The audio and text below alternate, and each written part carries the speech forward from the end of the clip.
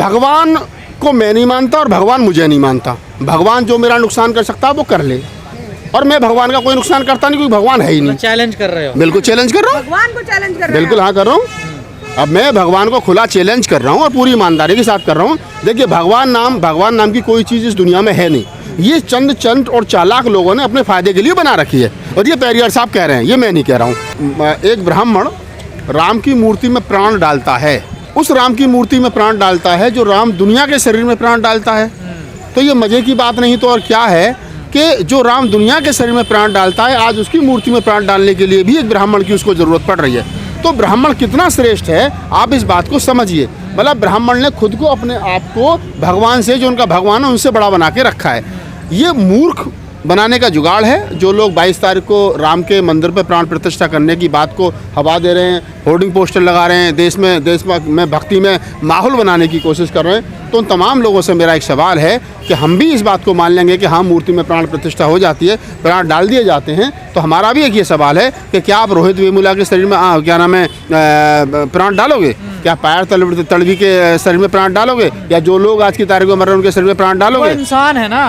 अच्छा, पत्थरों में डालेंगे? नहीं, भगवान में डलती है। अच्छा, भगवान में डलते हैं। तो आप हम रोहित वेमुला भगवान राम में, हाँ। भगवान राम में डलती है, तो फिर रोहित मतलब तो फिर कैसे भगवान की? बाबा साहब डॉक्टर अम्बेडकर की मूर्ति लिए, बुद्ध की लिए, कभी नानक रैदास के लिए उन्होंने प्राण डाल दीजिए। अरे ये तो इंसान थे ना। अच्छा, बुद्ध भी इंसान थे। हाँ। तो ये कैसे मान लिया जाए फिर राम भगवान थे? कोई क्राइटेरिया है भगवान होने का? कोई तरीका है? मतलब भगवान किसको कहा जाए? कुछ ना कुछ तो रहा होगा कि भाई ये भगवान है। जिस प्रकार बुद्ध ने, जिस प्रकार मैंने जन्म लिया वैसे ही राम ने जन्म लिया। जो शिक्षा दीक्षा जैसे मैंने प्राप्त की गुरुकुल से, अन्य लोगों से और लोगों ने प्राप्त की, वैसी राम ने की। रामचंद्र जी ने एक राजा के लड़का थे, बुद्ध भी एक राजा के लड़का थे। रामचंद्र जी घरवाली का क्या नाम है एक तरीके से अपहरण हो गया। हजारों साल पुरानी पद्धति है ना, देखिए परंपराएं। मैं आपकी परंपरा पे ही आ रहा हूँ गजेंद्र जी। जब रामचंद्र जी की पत्नी का अपहरण हो गया, रावण अपहरण करके ले गया, तो वो फिर पेड़ पौधों से पूछे थे कि हे वृक्षों की आपने सीते को देखा है? जानवरों से पूछे थे कि हे क्या आपने सीते को देखा है? अगर काश पेड़ पौधे बोल पाते और बता पाते कि सीता इधर से इधर गई थी, या एक आया था हेलीकॉप्टर वो ले गया।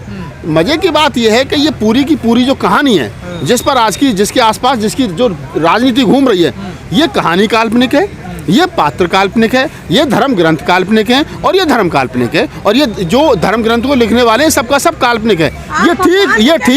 ये ठीक उसी प्रकार से है जिस प्रकार से 3 घंटे की पिक्चर चलती है, उस पिक्चर की कहानी काल्पनिक होती है। उसमें जो पात्र हीरो निभाता है वो काल्पनिक होता है, हीरोइन नकली होती है, सारे किरदार नकली होते हैं, लेकिन आदमी उसको एंजॉय करता है। तो वर्तमान समय में मैं वही कह रहा हूँ कि वर्तमान समय में जो देश के अंदर माहौल बना हुआ है, जो देश के अंदर सीन चल रहा है, उसको आप एक पिक्चर के तरीके से सोचिए कि पिक्चर है, मजा आ रहा, देखिए। भावनाओं को ठेस पहुंचा रहे हैं आप? देखिए भावनाएं तो ठीक है, अच्छी बात है, किसी को ठेस पहुंचाए, कुछ करोड़ों लोगों की भावनाओं को मैं तो कह रहा हूँ गजेंद्र भाई कि लोगों की भावनाओं को ठेस अगर मेरी बात से पहुंचती हो तो ये संवैधानिक राइट है। भारतीय संविधान का आर्टिकल 51A ये कहता है कि हर इंसान की और खासतौर से सरकारों की जिम्मेदारी है कि वो भारत के नागरिकों में वैज्ञानिक सोच डेवलप करे। और अगर भारत की सरकार ये काम करने में निष्क्रिय हो जाती हो, भारत की सरकार ये काम नहीं कर पाती हो, तो फिर मेरी जिम्मेदारी बन जाती है कि मैं लोगों के दिमाग में। संविधान ये भी कहता ना आस्था का ख्याल रखना चाहिए। हर आस्था का ख्याल रख रहा हूँ ना मैं।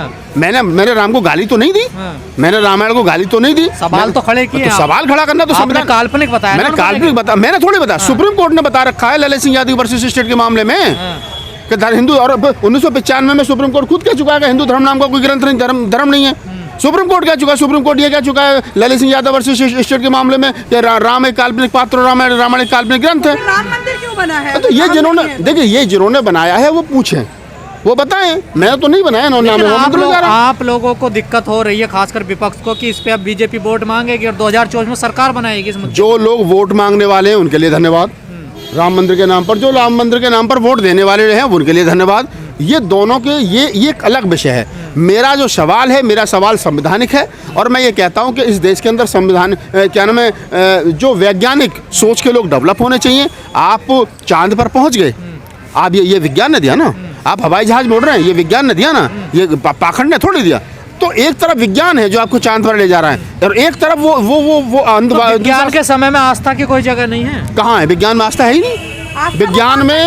विज्ञान में और संविधान में और न्यायपालिका में आस्था नाम की कोई चीज नहीं है। आस्था है ही नहीं वहाँ पे। कहाँ है आस्था? को पाखंड कह रहे हैं आप? आस्था से ही पाखंड उत्पन्न होता है। अगर मेरी किसी में आस्था है और वहाँ से फिर मैं किसी की मूर्ति की पूजा करता हूँ और वहाँ बैठ करके एक पाखंडी बाबा जो है पुजारी मेरा बेवकूफ़ बनाता, तो यही पाखंडवाद है। आज देखिए ना कि आस्था के नाम पर गांव देहात में छोटी छोटी बच्चों का बलात्कार हो रहा है। आज देखिए क्या किस प्रकार से महिलाओं का शोषण हो रहा है। भूत उतारने के नाम पर, भविष्य बताने के नाम पर सुबह 4 बजे मंदिर में कोई लड़की पूजा करने के चली गई तो उसका बलात्कार हो गया। अरे जब भगवान अपने मंदिर में होते हुए बलात्कार को नहीं रोक सकता नाबालिग बच्ची के साथ में, तो उस भगवान से क्या उम्मीद है। और मैं तो कहता हूँ पेरियार साहब का सवाल है, मेरा सवाल थोड़ी है। पेरियार ने कहा है रामास्वामी नायकर ने कि भगवान नाम की कोई चीज़ नहीं है और भगवान है तो महामूर्ख है। जब उसको पता था मैं पैदा होने के बाद में उसको नहीं मानूंगा तो उसको मुझे पैदा ही नहीं करना चाहिए था। सारे हिंदू भगवान को मानते हैं, सारे हिंदू राम मंदिर बनने से खुश है। आप क्या हिंदू नहीं है? नहीं, मैं तो हिंदू नहीं हूँ। क्यों? कैसे? मैं बिल्कुल हिंदू नहीं तो हूँ। फिर कौन है आप? मैं देखिए, एक नास्तिक होता है, एक आस्तिक होता है और एक दोनों के बीच में होता है वास्तविक। तो मैं वास्तविक हूँ, मुझे जो दिखता है मैं वो करता हूँ। अगर मुझे पता है इस रास्ते पर चलने से मैं दिल्ली पहुँचूंगा तो उस रास्ते को मैं दिल्ली मानूंगा। अगर एक दिल्ली और क्या नाम है बुलंदशहर के बीच में एक क्या नाम है जो वो किलोमीटर बताने वाला पत्थर है तो मैं तो उसको नमस्ते कर लेता हूँ, उस पर नारियल फोड़ दूँ। मैं तो ऐसा आदमी हूँ, मैं तो इतना तगड़ा आस्तिक हूँ। मैं तो उस पर पत्थर फोड़, सुनो, मैं तो किलोमीटर वाले बताने वाले पत्थर पे पूछ देता हूँ कि वो 70 किलोमीटर पहले बताया था कि दिल्ली 70 किलोमीटर दूर है, वो सच बोल रहा है। वो उसमें देखो ना आस्था कितनी तगड़ी है। वो देवता है, बता रहा दिल्ली 70 किलोमीटर बिना जाए। तो आप भगवान को नहीं मानते, इसीलिए आपको राम मंदिर बनने से खुशी नहीं हो रही? भगवान को मैं नहीं मानता और भगवान मुझे नहीं मानता। भगवान जो मेरा नुकसान कर सकता है वो कर ले, और मैं भगवान का कोई नुकसान करता नहीं, क्योंकि भगवान है ही नहीं। चैलेंज कर रहे हो? बिल्कुल चैलेंज कर रहा हूँ, भगवान को चैलेंज कर रहे हैं? बिल्कुल हाँ कर रहा हूँ।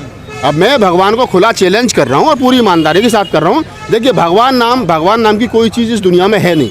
ये चंद और चालाक लोगों ने अपने फायदे के लिए बना रखी है। और ये पेरियार साहब कह रहे हैं, ये मैं नहीं कह रहा हूँ। पेरियार साहब कह रहे हैं कि चंद और चालाक लोगों ने भगवान नाम की चीज़ अपने फायदे के लिए बना रखी है। भगवान नहीं है और भगवान है तो फिर वो बताए कहाँ है। भगवान है तो वो समय कहाँ चला जाता है जब है ना भगवान। तो फिर ये जो प्राण प्रतिष्ठान होता है ये क्या जान थोड़ी डाली जाती है? ये तो एक नीति है ना, एक देखिए एक विधि है ना। ये तो क्या फायदा क्या इस विधि का? राम की मूर्ति बन गई, मंदिर बन गया, काम खत्म, फिर ये ड्रामा स्थापित किया जा रहा है ना। देखिए तो प्राण प्रतिष्ठा का क्या मतलब? मूर्ति स्थापना दिवस बोलो उसको। उसमें प्राण कहाँ से आ गए भाई? पत्थर में प्राण कैसे जाएंगे? तो अरे भाई साहब, मैं तो कुमार विश्वास का वीडियो देखा था कि भारत अकेला ऐसा देश है जो मूर्तियों में प्राण डालता है, मूर्तियों को जीवित करता है। और एक ऐसे लोग हैं बहुत, जबकि विदेशों में ऐसे लोग हैं जो चलते फिरते आदमी को मशीन बनाकर छोड़ देते हैं। तो आप क्या कहोगे? जब इतने लार्ज स्केल पर प्रचार प्रसार होता हो, इतने लार्ज स्केल पर मूर्ति में प्राण डालने की बात कही जाती हो, और एक आदमी उसी मंदिर के सामने निकल करके उसी पत्थर की मूर्ति के सामने हाथ जोड़ता हो, जैसे वास्तव में तुम्हारी कॉपी पेंच। मैंने देखा सुबह को मंदिर इस साइड है और आदमी उस साइड जा रहा है, वहां से हाथ जोड़ रहा है जैसे भगवान कॉपी पेंसिल लेकर के बैठा हाजिरी लगाने के लिए कि मंदिर के सामने से निकला था, हाजिरी लगा के नहीं गया, तू तेरा नुकसान कर दूंगा। तो ये जो सिस्टम देश के अंदर चल रहा है, ये जो आस्था के नाम पर चल रहा है, मैं कह रहा हूँ मैं भगवान को नहीं मानता। ये मेरा व्यक्तिगत मामला है। आप अब जबरदस्ती तो मनवाओगे ना कान पे पिस्टन रख के। अगर राम का मंदिर बन गया अच्छी बात है, उससे पहले नहीं बना था तब मेरे लिए कोई आफत नहीं थी, अब बन गया तो मेरे लिए कोई लाल बत्ती नहीं मिल गई। राम के मंदिर बनने से जिनको फायदा होता है उनके लिए धन्यवाद, जिनका नुकसान होता है वो लड़ाई लड़ें, और जिनका कुछ नहीं हो रहा मेरी तरह वो भैया मंदिर बन गया तो अच्छा, नहीं बना तो अच्छा। देखिए जो कांग्रेस के वरिष्ठ नेता हैं राहुल गांधी जी, और वो जैसा आपने बताया कि वो न्याय मार्च निकालने के लग रहे हैं 14-15 जनवरी से, तो उनकी पार्टी का डिसीजन है। उससे क्या फ़ायदा होगा, क्या नुकसान होगा, क्या नहीं होगा, ये पार्टी के लोग बेहतर बता सकते हैं। जो पहले राहुल गांधी ने भारत जोड़ो यात्रा निकाली, उसका रिजल्ट ये हुआ कि 3 राज्यों में कांग्रेस की सरकार बनते बनते रह गई। मतलब जिन लोगों को मोबिलाइज करने के लिए वो घर से बाहर निकले थे वो लोग हो ही नहीं पाए। तो मुझे लग रहा है कि न्याय मार्च निकालने से बेहतर है कि वो अपने लोगों, न्याय यात्रा निकालने से बेहतर है वो अपने लोगों को तैयार करें, और पार्टी गठबंधन पे, पार्टी जो किसको कितनी सीट देनी है इंडिया गठबंधन के सीट बंटवारे पर ध्यान दें और 2024 को ध्यान में रख करके रणनीति बनाएं। तो ये तो कांग्रेस को मेरी सलाह है।